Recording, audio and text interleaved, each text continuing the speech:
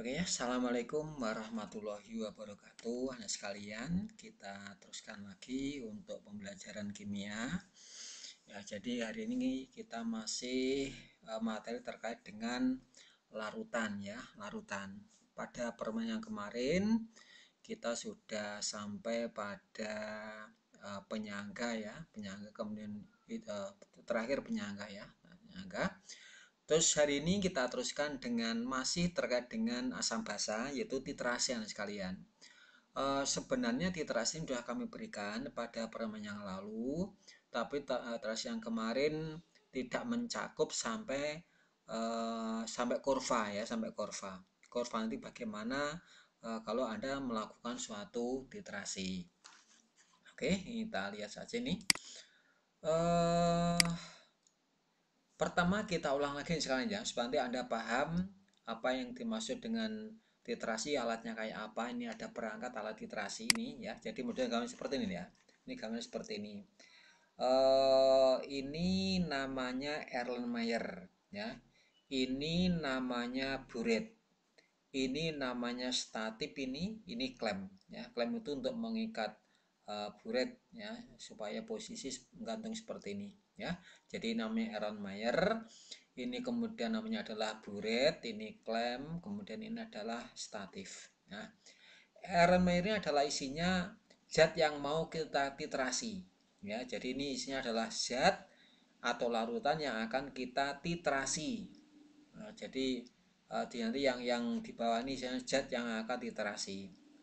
Kemudian yang atas adalah zat untuk menitrasi ya, zat untuk menitrasi atau istilah larutan baku ya, larutan baku ini. Nah ini atas ya. Jadi yang namanya buret ini berisi larutan standar atau larutan baku, larutan yang sudah diketahui konsentrasinya. Jadi udah baku kan sini ya. Jadi sudah baku, misalnya isinya adalah NaOH 0,1 molar, HCl 0,1 molar dan sebagainya ya. Kemudian yang bawah ya, ini ada namanya Erlenmeyer sekalian ya. Apa isinya? Ini adalah berisi larutan yang ingin dicari konsentrasinya dan ditambah dengan indikator. Dan ini tidak boleh dibolak-balik sekalian ya. Jadi kita memposisikan baku itu di bawah, yang kita cari di atas nggak boleh. Jadi yang dicari harus ada di bawah di dalam Erlenmeyer, yang baku harus ada di atas yang berada dalam buret. Jadi ini harus demikian. Nah, kemudian nanti melakukan titrasi sekalian ini adalah nanti tangan kita yang kanan itu memegang keran, yang tangan kiri itu memegang Erlenmeyer. Ya, jadi sambil goyang-goyang ini dibuka begitu. Nah, nanti ada akan perubahan warna sekalian. Jadi ini di dalam zat yang akan kita titrasi dikasih dengan indikator ya. Indikator ini biasanya dalam asam dengan dalam basa warnanya tidak sama ya. Makanya nanti kalau seandainya sudah terjadi perubahan asam jadi basa, maka ini indikator akan berubah. Makanya ini harus diberi indikator ya, supaya tahu kapan kita menghentikan melakukan titrasi. Jadi nanti kita tidak bingung ya. Jadi itu harus ada batas sekian itu. Jadi di indikator misalnya ini isinya HCl misalnya, atau mungkin CH3COH, dikasih indikator phenolphthalein tidak berwarna kalian, tidak berwarna. Nanti kemudian kalau kita titrasi, keran kita buka, maka HC nanti akan ketambahan NaOH misalnya, tadi misalnya NaOH ya. Nanti lama-lama NaOH-nya akan makin lama makin tambah ya, sehingga suatu saat terjadi namanya titik ekivalen ya. Nah ini akan terjadi titik ekivalen nanti. Kapan ekivalen itu akan terjadi? Apabila di mana jumlah mol ion H+ yang ada dalam asam, misalnya yang batu asam ya, sama dengan ya jumlah mol OH- yang ada dalam basa. Ya, jadi titik ekivalen. Nih, jadi jumlah H+ yang ada dalam asam, misalnya ini H+-nya ada 10. Kok ini sudah OH- yang masuk 10, maka terjadi namanya titik ekivalen. Biasanya H+-nya 5. Kalau nanti akan turun 5, maka terjadi titik ekivalen itu ya. Jadi nanti namanya titik ekivalen. Jadi nanti jumlah molnya ion H+ itu sama dengan jumlahnya mol ion OH-. Nah ini ya, jadi kita ulang lagi. Titik kemana adalah titik di mana jumlah mol ion H+ dalam asam sama dengan jumlah mol OH- dalam basa ya. Nah, nanti ini rumus yang kita gunakan, volume asam kali molaritasnya asam yang mungkin ditanyakan di sini ya, kalikan valensi asam, ini valensi jumlahnya H sekalian. HCl itu valensinya 1, H2SO4 valensinya 2, dan seterusnya ya. Sama dengan nah basa yang atas. Volume basal ini tadi kita sampaikan, nanti kan setelah kita kan ini akan turun ya. Misalnya percobaan dilakukan 3 kali. Pertama 10 mili, kedua 11 mili, ketiga 9 mili, maka yang rata-ratanya. Jadi ini volume basa adalah volume yang dari atas ini ya. Jadi nanti yang berubah yang volume sini ya.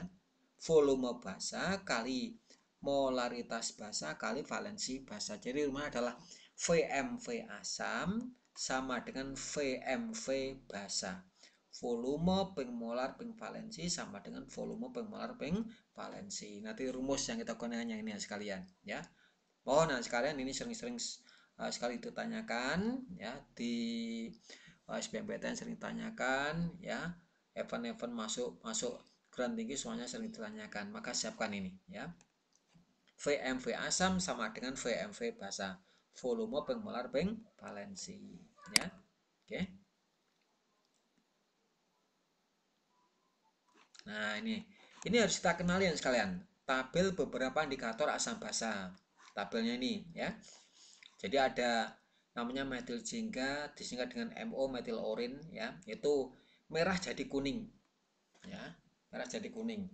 Trayeknya 3,1 sampai 4,4. Ini artinya di bawah 3,1 warnanya merah, di atas 4,4 warnanya adalah kuning. Ya, jadi kalau Anda punya asam kok pH-nya 5, kuning. Anda punya asam kok pH-nya 2, merah. Gitu. Jadi ini trayeknya pH sekalian perhatikan. Tidak semua yang kuning adalah basa, tidak harus. Ya, tapi kalau Anda punya pH-nya 10 ya mesti kuning, basa.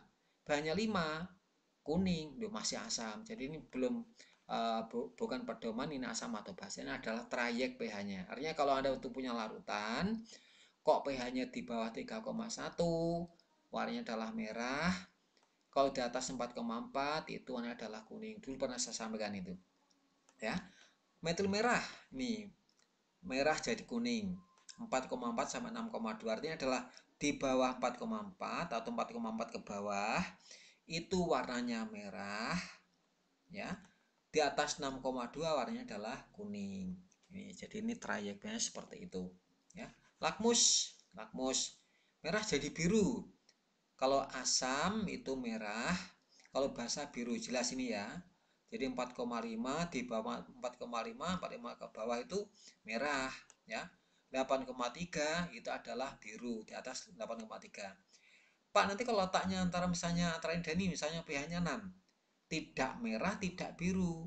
Ya, mungkin paduan warna merah dengan biru saya nggak tahu. Jadi kalau Anda itu mengamati kok pakai lakmus, tidak merah, tidak biru, mungkin pH-nya adalah antara 4,5 sampai 8,3 ini ya, lakmus di kertas lakmus ini.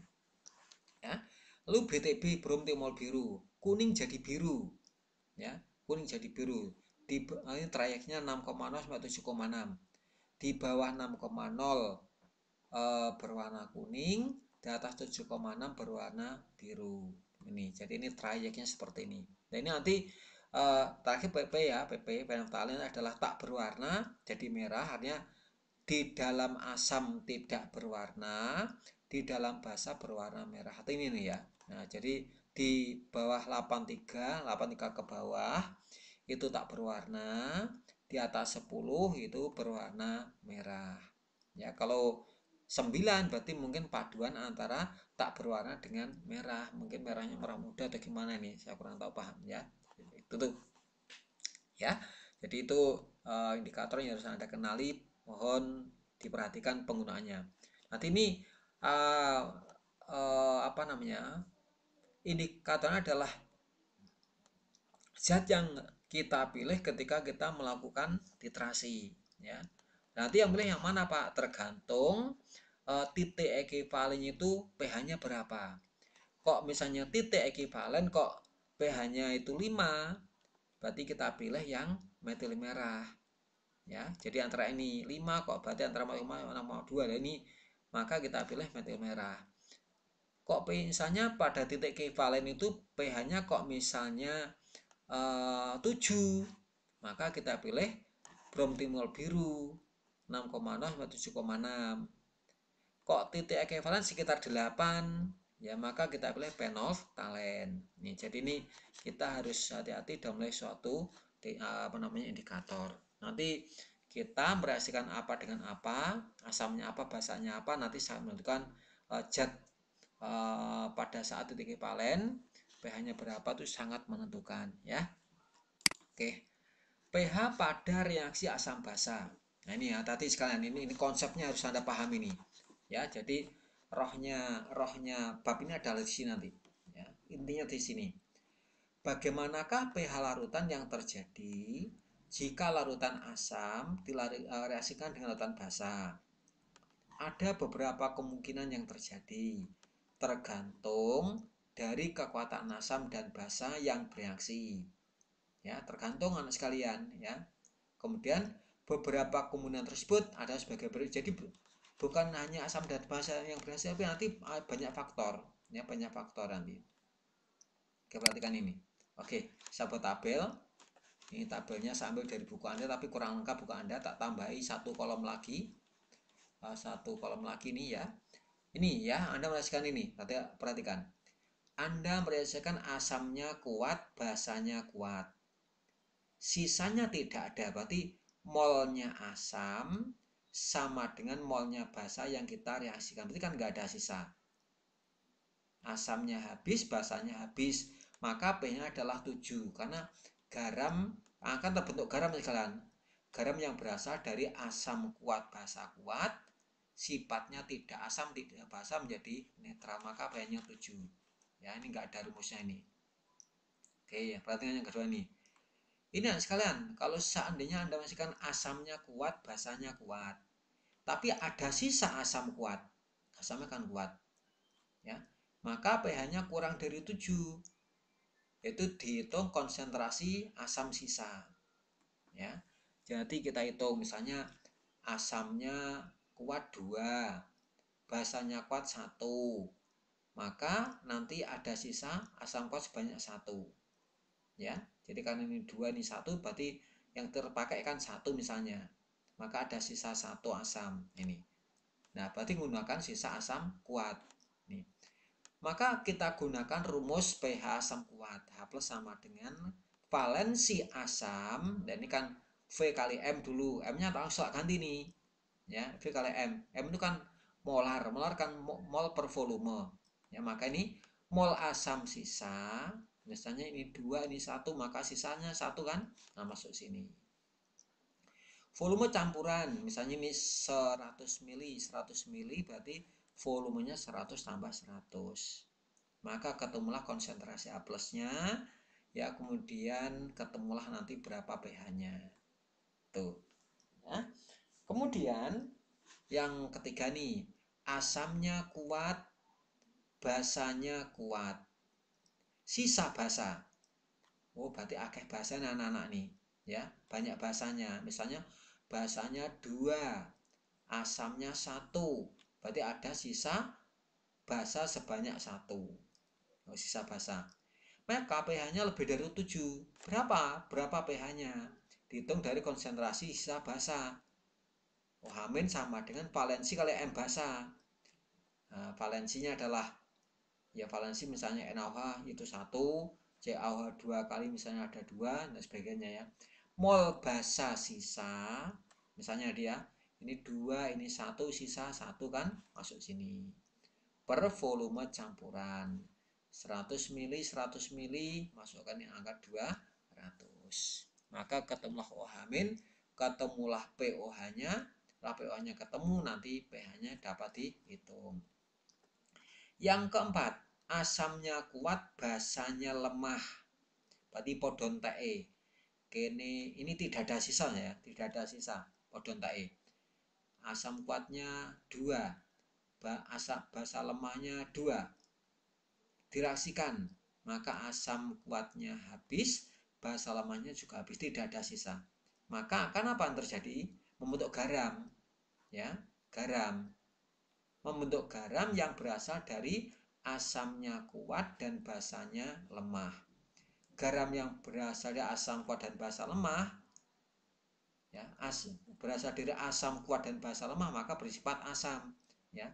Yang kuat itu menentukan sifat garam itu, sifat asam. Maka H+ sama dengan akar KW per KB kali, biasanya kan M garam. Tak ganti nih, mol garam yang terbentuk, nanti ada reaksi, dibagi volume campurannya, ya.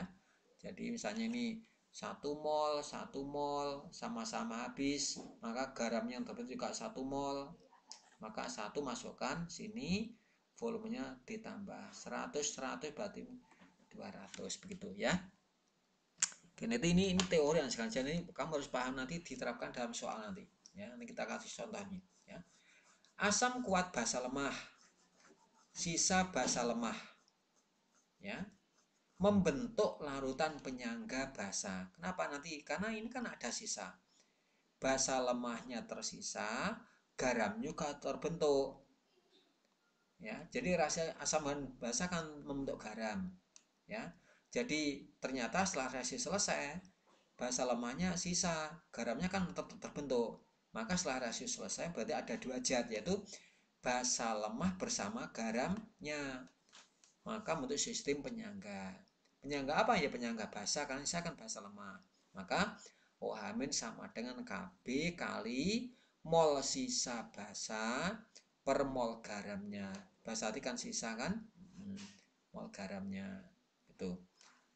Asamnya lemah, basanya kuat, tidak ada sisa. Oh, berarti garam saja yang terbentuk, ya. Asamnya habis, basanya habis, garamnya terbentuk, ya. Maka membentuk garam yang berasal dari sisa asam lemah dan basa kuat. Garam yang berasal dari asam lemah dan basa bersifat basa. Yang kuat mendominasi sifat ini OH-. Nah, maka OH- sama dengan akar KW kali molnya garam yang terbentuk, ya, kan terbentuk tadi ya, misalnya 1 mol, maka garamnya juga 1 mol terbentuk. Ini kita lihat contoh ini. Per volume campuran, maka OH-nya bisa dihitung, maka pOH-nya akan ketemu, ya. Setelah pOH-nya ketemu, pH-nya bisa dihitung, ya. Itu. Asamnya lemah, basanya kuat, tersisa asam lemah, ya, membentuk larutan penyangga. Tenggerono cah, angger sing lemah itu sisa, mesti membentuk penyangga. Titeni ya. Jadi kalau yang lemah itu ada sisa, mesti penyangga. Kalau tidak ada sisa, mesti garam. Mesti gitu, Anda gunakan rumusnya garam, ya. Kalau sisa asam kuat, ya jangan penyangga, ya. Sebab penyangga itu harus lemah. Ada sisa basa lemah atau mungkin asam lemah, itu penyangga. Kalau yang kuat itu sisa asam atau kuat, basa kuat, itu bukan penyangga, ya. Jadi ini masukkan nanti, karena ini ada sisa asam lemah, maka setelah selesai ada asam, ada garamnya, campuran asam dengan garam untuk sistem penyangga asam. H+ sama dengan Ka kali mol sisa asam per mol garamnya. Gitu ya. Jadi ini perhatikan betul, nanti dibuka lagi video saya nanti, ya. Contohnya nih sekarang ini. Nah, ini sampai contoh. Larutan NaOH 0,1 molar sebanyak 15 mili dirasikan dengan 10 mili larutan HCl 0,1 molar. Hitunglah pH-nya. Nah, ini berarti ini NaOH itu basa kuat, HCl asam kuat. Kowe kudu niteni anak-anak. Jadi zat yang kamu reaksikan itu asam atau basa, harus kowe niteni. Kuat atau lemah kudu niteni, ya. Nah, ini jumlahnya kalau kita cek berapa jumlahnya NaOH ini. Nah, coba ini berapa jumlahnya milimol. Milimolar nggak boleh langsung anak ya. Jadi kita apa jadi milimol. Nah, berapa jumlahnya NaOH? Molnya. Oh ini. Jumlahnya NaOH adalah 15 mili kali 0,1 molar. Ada 1,5 milimol. Nah, tadi kan ini jadikan milimol dulu. Berapa jumlahnya HCl? Coba Anda tebak. 10 mili larutan HCl 0,1 mol berapa milimol? Oke, kita ya, berapa nih? Kita cek. Wah, ini. Jadi 10 mili kali 0,1 ada 1 milimol. Ya, karena asam dan basa kan mesti terjadi reaksi. Ya. Jadi basa dengan asam mesti terjadi reaksi, ya. Ya, oke. Lalu bagaimana reaksinya, Pak? Nah, ini reaksinya. NaOH plus HCl menghasilkan NaCl plus H2O.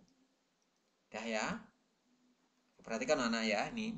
Nah, seperti saya sampaikan terdahuluan sekalian, kalau masing-masing reaksi jumlahnya diketahui, NaOH-nya 1,5 milimol, HCl-nya 1 milimol. Bagaimana tindak lanjut menyelesaikan soal? Biasa ya. Siapkan kolom-kolom ini. Mula-mula, reaksi, garis panjang, sisa. Ya, siapkan ini. Terus masukkan maunya masing-masing. Anda punya NaOH mula-mula sebanyak ini. Oh, ini nanti dimasukkan ke kolom mula. Yuk kita masukkan. Nah, masuk sini nih. 1,5 milimol ini. Berapa Anda punya HCl jumlahnya ini 1 milimol. Dimana kan mula-mula belum terjadi reaksi. Kita masukkan. Kalau mula-mula masuk sini 1 milimol. Nah, sekarang kita paham dengan konsep kelas 10 ya.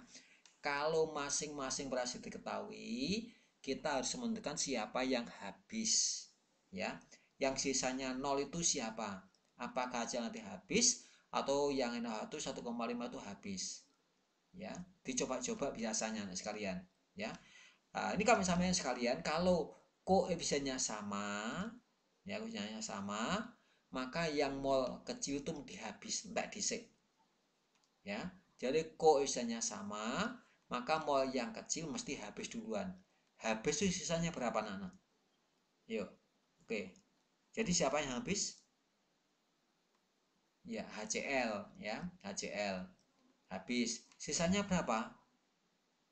Kalau habis itu, ada sisa apa enggak? Enggak ada sisa. Bener ya? Kalau enggak ada sisa berarti sisanya berapa sini? Ya oke, coba kita cek. Nah, 0 ini betul ya. Jadi 0 sisanya sekalian. Berarti kalau mula-mula yang bereaksi itu 1, kok sisanya 0 ya, maka yang bereaksi berapa Nana? Mau nih siji kok entek, berarti yang bereaksi berapa? 1. Jadi ini harus 1 ya. Kita cek bener kan ini 1 nanti. Nah, ini 1 milimol ya. 1 habis ini 1 kurang 1. Kiri panah itu mula-mula dikurangi reaksi. Maka dengan demikian, kalau HC-nya 1 milimol diketahui yang bereaksi, ingat pada kolom reaksi ini ya, ini besarnya mol sebanding dengan koefisiennya ya. Jadi sebanding koefisiennya. Dengan demikian nanti bisa Anda hitung berapa molnya NaOH. Nah, ini sebanding nah ya. Jadi ada tanda cacing berarti nanti angkanya membandingkan dengan koefisiennya 1 itu 1. Kalau 1 sini berapa nanti? Ya 1. Ya 1 ini. Berapa sih nanti? Kita bandingkan. Berapa sini? Kita bandingkan. Nah, 1 kalau 1 berapa sini nanti?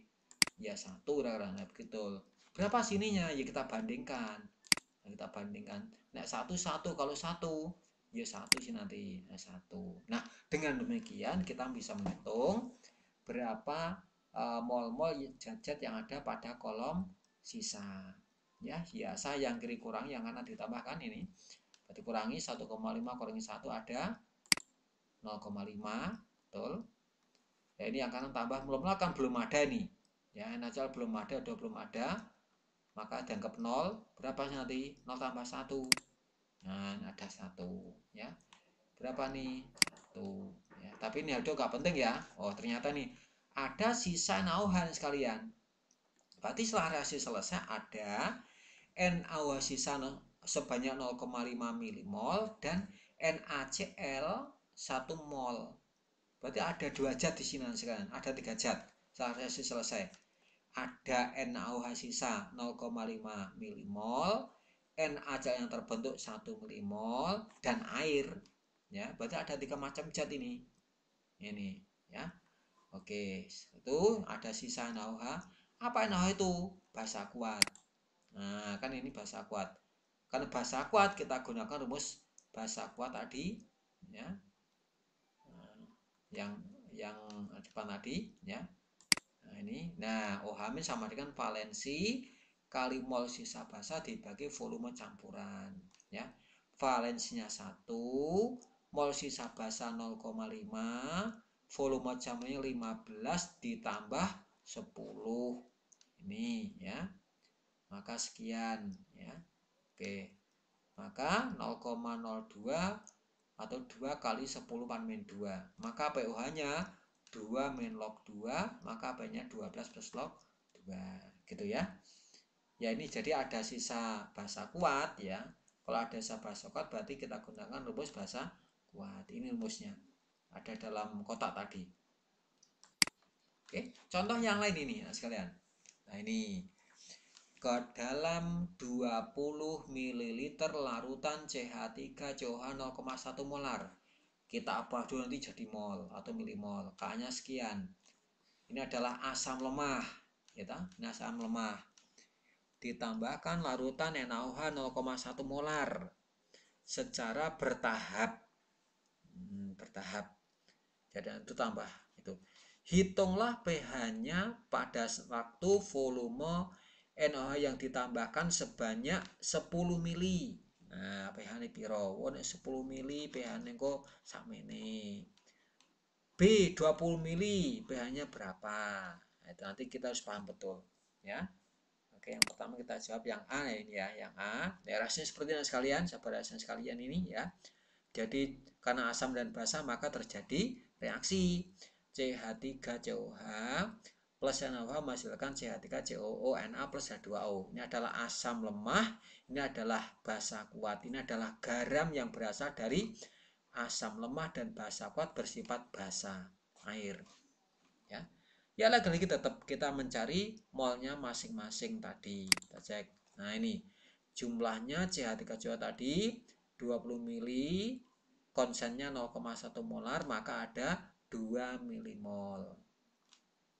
Terus jumlahnya NaOH 10 mili, 0,1 molar berarti ada 1 milimol. Berarti masing-masing diketahui sekalian. Kalau masing-masing diketahui pasti apa yang Anda lakukan? Siapkan kolom-kolom mula-mula, reaksi, garis panjang, sisa. Wajib. Ya, wajib. Lalu Anda masukkan mol-molnya tadi ke dalam kolom yang sesuai. Berapa jumlahnya CH3COH? Ini 2 milimol. Kita masukkan, thread masuk ke sana ini. Ya. Berapa jumlahnya NaOH? 1 milimol. Masukkan 1 milimol. Nah, ini kita masukkan. Nah, setelah ini tugas kamu adalah menentukan siapa yang habis, siapa yang tersisa.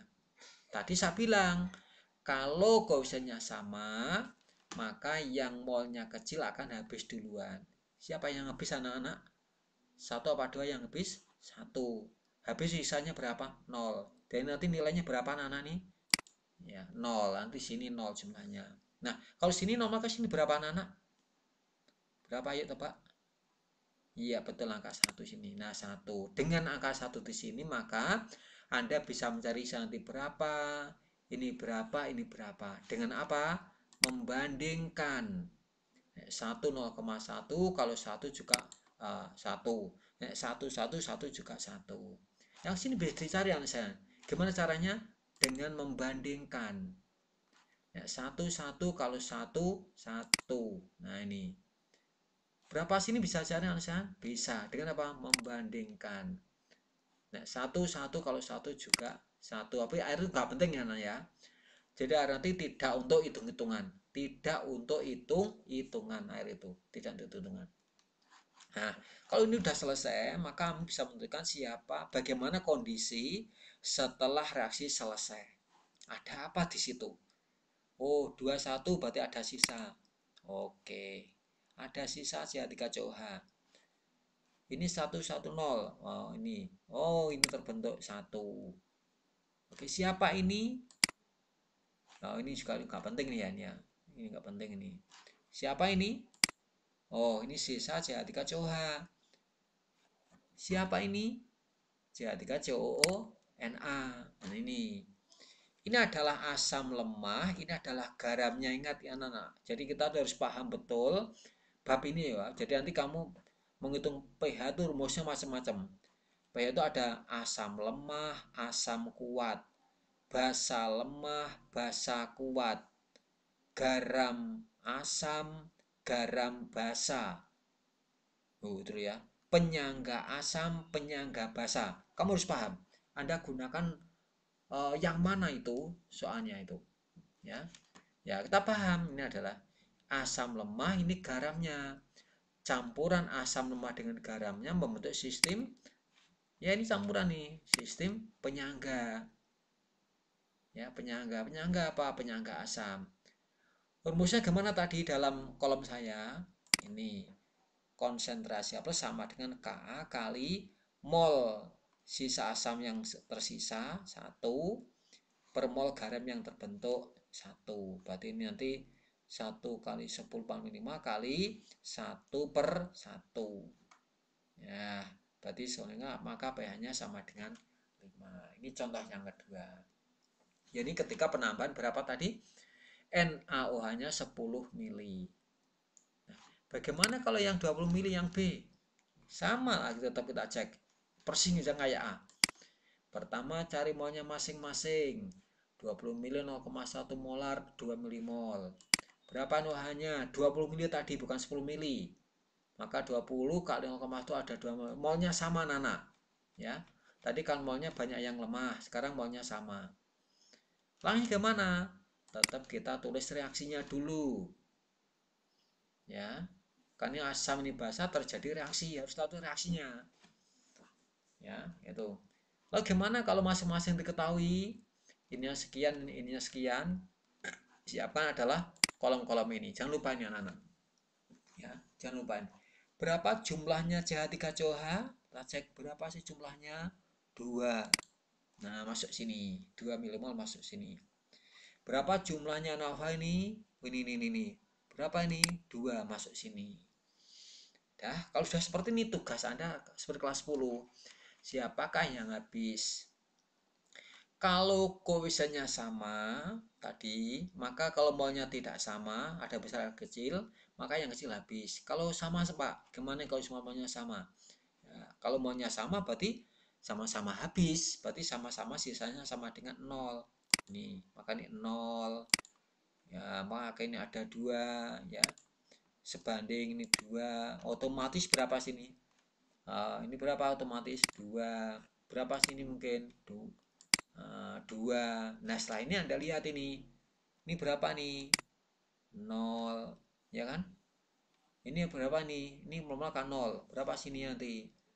2. Nah, 2 milimol. Nah, sekarang kamu cek.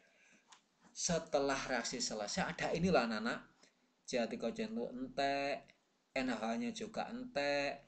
Ini CH3COO-NA terbentuk, air nggak bisa direken.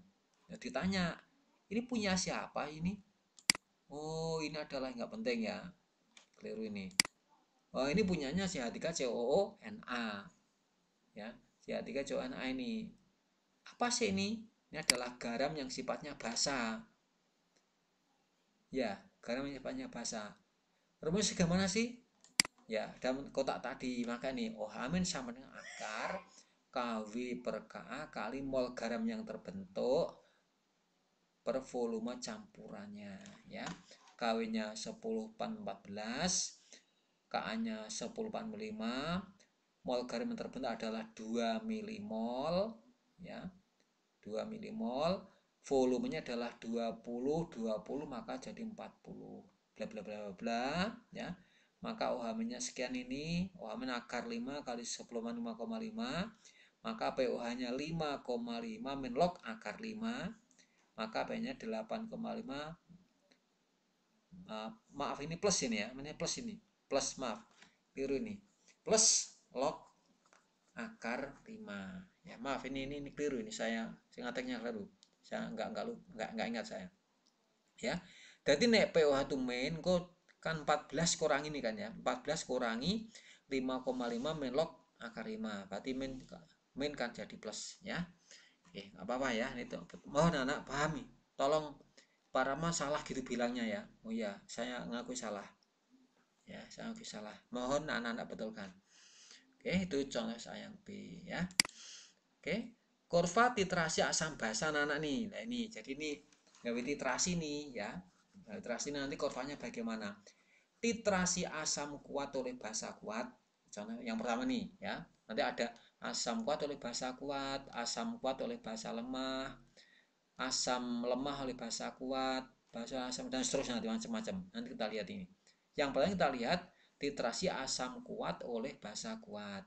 Sebagai contoh titrasi 25 ml HCl 0,1 molar dengan larutan NaOH 0,1 molar. Iki dilebok neneng ngisor ya, yang kita titrasi itu dimasukkan ke dalam Erlenmeyer. Nah, titrasi dengan ini ada di dalam buret. Yang dhuwur cah ya. Perubahan nilai pH pada Erlenmeyer sing ngisor yang berisi HCl diukur dengan pH meter. Tuh, jadi diukur anggo pH meter.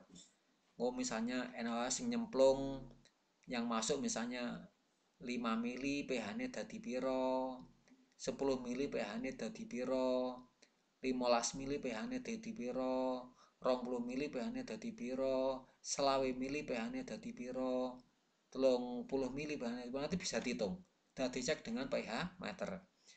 Hasil pengamatan adalah sebagai berikut. Nah, ini perhatikan. Nah, perhatikan ini. Hasilnya seperti ini, ya. Oh, ternyata volume yang jatuh itu 0, berarti belum dibuka kerannya. pH-nya 1. Ya, jadi pH-nya 1. Ini. Ya. NaOH yang jatuh 5 mili.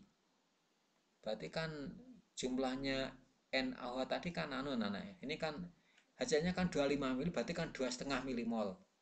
Ya. Kan 25 mili. Jadi kalau jumlah NaOH itu di bawah 25 mili, berarti molnya NaOH itu lebih sedikit daripada molnya asam. Ya kan? Misalnya 10 mili, berarti kan 1 milimol, ini kan 2,5 ini milimolnya ya. Berarti nanti selama volumenya itu di bawah 25 mili, berarti jumlahnya NaOH lebih kecil daripada jumlahnya HCl. Nek 20 mili baru podo. Ya, nek 30 mili kakean NaOH, pH-nya pH basa kuat. Ya. 35 mili berarti kakean NaOH dan seterusnya. Ya. Oke, kita terus lagi. Nah, ini pas 5 1,18, pas 10 1,37, pas 15 1,6, pas 20 1,95, pas 22 mili 2,20, pas 24 2,69. Nah, pas lawe. Nah, pas lawe itu 7. 7 kenapa kok 7 anak kira-kira? Karena tadi molarnya kan sama antara HCl dengan NaOH sama-sama 0,1 molar. Ya, kalau ini tadi kita ambil 25 mili. Kalau ini 25 mili berarti kan molnya sama. Ya. 25 kali 0,1 ini juga 25 kali 0,1, maka pH-nya 7. Itu. Jadi itu, ya. Jadi yang dimaksud titik ekivalen adalah ketika jumlah molnya asam dengan jumlahnya basa yang masuk itu sama. Karena sama-sama 25 mili 0,1 molar, 25 mili 0,1 molar, maka namanya titik ekivalen. Nah, ini kelebihan nih bahasanya. 26 mili 11,2. Coba Anda nih. Ini hampir imbang, jegluk 7 kurvanya ya. Langsung 7. Bar 7 tidak 8 9 tidak, langsung 11. Ya, langsung 11. 26, 11, sekian, 28 sekian, 23, 50, 12,51. Tinggi sekali pH-nya. Ya. Ini adalah kenapa bisa demikian? Karena nih pada saat di sini di bawah 25 mili kan masih ada sisa asam kuat. Maka pH yang muncul pH-nya asam kuat. Sini ya, ini. Nah, ini kurvanya. Jadi si asam kuat, pH asam kuat, pH asam kuat, pada 25 jegluk sini, meningkat tajam ini. Ya. Jadi meningkat tajam sekali ini. Ini kalau namanya per per 0 mili, 1 mili, 2 mili, 3 mili itu kurvanya jelas kan sekarang. Jadi mepet-mepet gitu ya. Ini kan kita buat kelipatan 5 nih ya. Jadi agak jarang-jarang gitu. Nah, oke. Nah ini Pak, ini kenapa kok tinggi sekali? Karena dibannya kan kelebihan basa kuat. Ya. Jadi kalau kelebihan basa kuat maka digunakan rumus pH basa kuat. Maka banyak jeglek tinggi. Yang ini rendah banget asam kuat, ini tinggi banget basa kuat pada saat ekivalen itu banyak sama dengan 7. Nah, yang sini anak-anak ya. Ini rumusnya ini. Valensi asam kali molarnya asam, berarti asam kuat ini. Molarnya adalah molnya sisa asam per volume campuran kayak tadi ya. Tuh. Yang ini basa kuat ini. Nah, OH min valensi kali M basa. Maka nih asam kuat itu pH-nya rendah banget, basa kuat itu pH-nya tinggi banget ya. Nah, ini 7 itu namanya titik ekivalen ya. Nah, titik ekivalen itu ekivalen. Nah, di sini mana ya? Seperti ini. Titik ekivalen. Nah, ini adalah dasar untuk menentukan indikator. Nah, berarti kamu harus milih tadi indikatornya apa, Pak? Kalau pH-nya 7. Nah, jadi Anda memilih indikator yang trayeknya antara 7 ini. Siapa yang menggunakan? Ya tadi kalau saya nggak lupa itu adalah bromtimol biru yang cocok. Karena bromtimol biru adalah trayeknya 6,0 sampai 7,6. Ini kan 7 nih. 6,0 sampai 7,6. Maka kita pilih bromtimol biru. Yang warnanya kalau nggak salah itu kuning jadi biru. Gitu. Jadi nanti Anda mengetikkan ketika warna kuning itu berubah jadi biru. Begitu. Jadi Anda melakukan titrasi ketika kuningnya masih teruskan, masih kuning teruskan, masih kuning teruskan. Ketika berubah jadi biru, tolong hentikan. Berarti Anda namanya sudah titik ekivalen. Tapi anak sekalian, kami sampaikan untuk mengamati BTB bromtomol biru dari kuning menjadi biru itu susahnya luar biasa untuk perubahannya. Sulit. Ya, sulit sekali perubahannya untuk diamati. Maka yang 7, yang titik sekitar 7 ini bisa digunakan untuk indikatornya adalah ini penoftalen. Bisa penoftalen. Lupa nanti penoftalen kan 8 sampai 10, berarti masih tambah lagi nauhanya. Nah, tambah sedikit saja sudah langsung 11 sekalian. Berarti kalau Anda tambah misalnya 1 mili, kok 1 mili sih? 1 atau 2 tetes sudah langsung 8. Maka dianulir ya. Bisa bisa diterimalah. Tapi sedikit tidak masalah ya. Tidak masalah. Sedikit banget itu. Jadi 2 mili itu mungkin kita tidak jelas warna pada BTB, tapi dengan 25 mili pada penoftalen mungkin masih tak berwarna ya, tak berwarna. Tapi ketika Anda tambah 1 tetes saja langsung jadi berwarna ungu. Jadi tidak pengaruh ya, yang pengaruh hanya sedikit sekali itu jadi ungu ya. Maka kadang-kadang BTB itu tidak digunakan titrasi pada asam kuat oleh basa kuat, jarang anak sekalian ya. Jadi para pan ketika terasi dengan kakak kelas kamu dulu, saya nggak pernah gunakan BTB, susah diamati ya. Jadi makanya saya gunakan penoftalen ini talennya ya. Terus titrasi asam lemah oleh basa kuat. Ini asamnya lemah, basanya kuat. Ya tadi ya. Jadi asam kuat basa itu tengerane cah. Mula-mula pH-nya rendah banget di bawah 2. Karena basa kuat maka pH-nya tinggi banget di atas 12 begitu. Ya, ini kurvanya seperti ini. Mula-mula asam kuat itu. Ini yang ada dalaman loh ya, Erlenmeyer ya. Jadi mula-mula kan belum ditambahin. Nah, pH-nya rendah banget.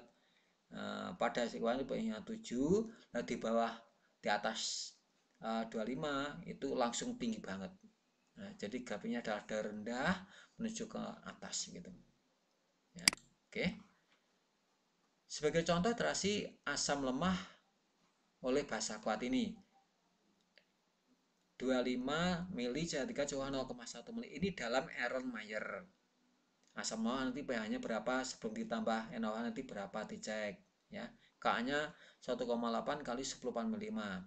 Dengan larutan NaOH 0,1 molar ini ada dalam buret, ada buret bukan buret tapi dalam buret ya. Perubahan nilai pH pada Erlenmeyer yang berisi CH3COH diukur dengan pH meter. Hasilnya adalah sebagai berikut. Ya, perhatikan sebagai berikut ini. Beda dengan tadi ya. Ini. Pada saat 0, 2,87. Jadi nawa yang jatuh itu belum jatuh itu 2,87. 5 mili yang jatuh 4,14. 10 mili yang jatuh 4,57. 15 mili 4,92. 20 mili 5,35. 22 mili 5,61. 24 mili 6,12. Pada saat volume sama, berarti ekivalen ya, maka pH-nya 8,72. 8,72. Berarti namanya titik ekivalen. Ketika volume ping molar podo itu namanya titik ekivalen. Itu ya. 8,72. Setelah itu, ini kelebihan basa kuat ini ya. 26 mili berarti kan kebanyakan basa kuatnya. Maka ini bersifat basa. Jadi 10,29, 11,75, 11,96, 12,22, 50 itu 12,52. Jadi asam lemah itu pH-nya tidak terlalu rendah. Ya, ingat ya, asam itu semakin kuat asamnya semakin kecil pH-nya. Asam lemah tidak terlalu kuat berarti pH-nya cukup tinggi. Maka ini teman sekalian. Nah, ini ya. Nah, terus kemudian kita lihat ini. Di sini berarti kan ada sisa asam lemah. Karena apa? Basa yang masuk jumlahnya di bawah asam CH3COH yang ada. Maka ini nanti rumusnya digunakan ini penyangga. Ya, jadi ada sisa asam lemah penyangga. Konsentrasi apa sama Ka kali mol asam yang tersisa per mol garam yang terbentuk. Gitu. Yang sini ada sisa basa kuat. Maka OH- sama valensi kali M basa. Nah, rumusnya beda-beda misalkan ya. Rumusnya beda-beda. Ya, rumusnya beda-beda. Nah, pada titik mana ini? Nah, oke. Ini ekivalen. Nah, ini ya, ekivalen seperti ini. Oke, ini dasar untuk menentukan indikator. Nah, ya. Nah, ini kok 8,72? Rumusnya pakai rumus apa di sini? Berarti di sini ada menggunakan rumus garam, ya. Garam yang sifatnya basa OH- sama dengan akar KW per Ka kali M garam itu. Ya, ini. Oke. Ya, tahu lagi ya. Jadi ini kurvanya seperti ini. Dan ini penyangga nih. Makanya kalau ini sering keluar kan sekalian. Penyangga itu nanti ya, biasanya diberikan grafik darah 1, darah 2, darah 3, darah 4, darah 5, darah 6 gitu ya. Manakah yang darah penyangga? Tolong di sini, dipilih yang kedua nih. Jangan sini ya.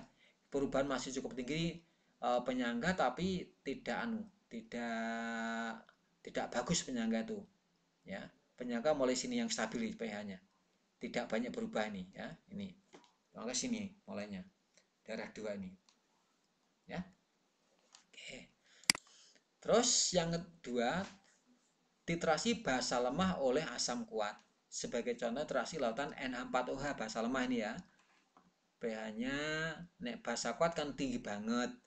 Kalau basa lemah tidak terlalu tinggi. Dengan menggunakan larutan HCl asam kuat, pH-nya rendah banget. Engko kurvanya sah tidak terlalu tinggi banget, medun, turunnya wendek banget. Medi gitu.